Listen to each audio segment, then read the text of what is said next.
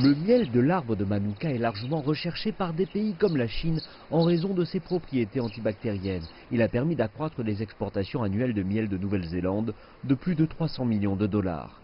Les apiculteurs déclarent que la marque Miel de Manuka est originaire exclusivement de Nouvelle-Zélande, ce qui permet d'offrir une véritable garantie d'origine aux consommateurs.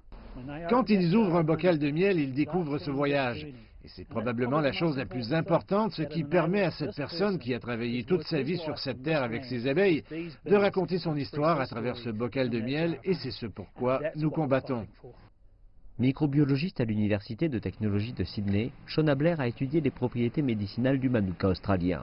Elle a découvert que sur les 80 types d'arbres Leptopermum présents ici en Australie et dont provient le Manuka, certaines variétés sont suffisamment puissantes pour tuer des bactéries résistantes aux antibiotiques.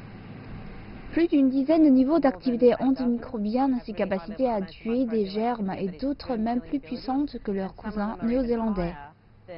Les arbres de Manuka ont longtemps été une source significative de nourriture et de médicaments pour le peuple maori en Nouvelle-Zélande. Et qui de mieux pour soutenir le nom revendiqué qu'un professeur d'université qui s'appelle Manuka. Je pense que nous pouvons le revendiquer simplement parce que les ancêtres maoris l'ont appelé ainsi il y a un millénaire. En me concernant, il n'y a donc pas à aller plus loin dans la discussion. Mais pas pour l'industrie australienne. L'Australie dispose de davantage de variétés que l'arbre natif Leptopermum originaire de Nouvelle-Zélande. Et le terme de Manuka peut être trouvé dans des articles d'un quotidien australien remontant aux années 1880. Et donc cela est antérieur à la collecte de Manuka en Nouvelle-Zélande. Le différent sur le miel de Manuka a ravivé des souvenirs liés à des arguments transtasmaniens, comme qui a créé le dessert pavlova, qui a inventé le jouet de l'abeille, qui a conçu les friandises au chocolat Pineapple Lumps. Et dans chaque cas, nous disons qu'ils viennent de Nouvelle-Zélande.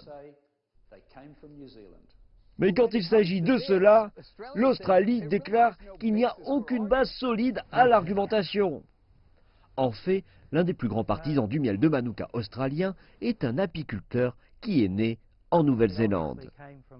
Il vient à l'évidence d'Australie et on dirait même qu'il vient de Tasmanie. L'Australie revendique que son miel est le meilleur, mais la Nouvelle-Zélande déclare que le sien est unique. Donc donnons aux consommateurs un choix clair et ils pourront utiliser le nom commun qu'ils ont toujours eu comme Jellybush et gardons Manuka pour ce qui vient de Nouvelle-Zélande. Michael House déclare que la demande mondiale croissante est bien supérieure à ce qu'un seul pays peut produire. C'est la raison pour laquelle il a une meilleure idée. Je pense que ce serait vraiment bien si les deux pays travaillaient ensemble pour produire un excellent produit. Nous avons tous deux du Manuka et il est unique à cette région, donc nous devrions collaborer.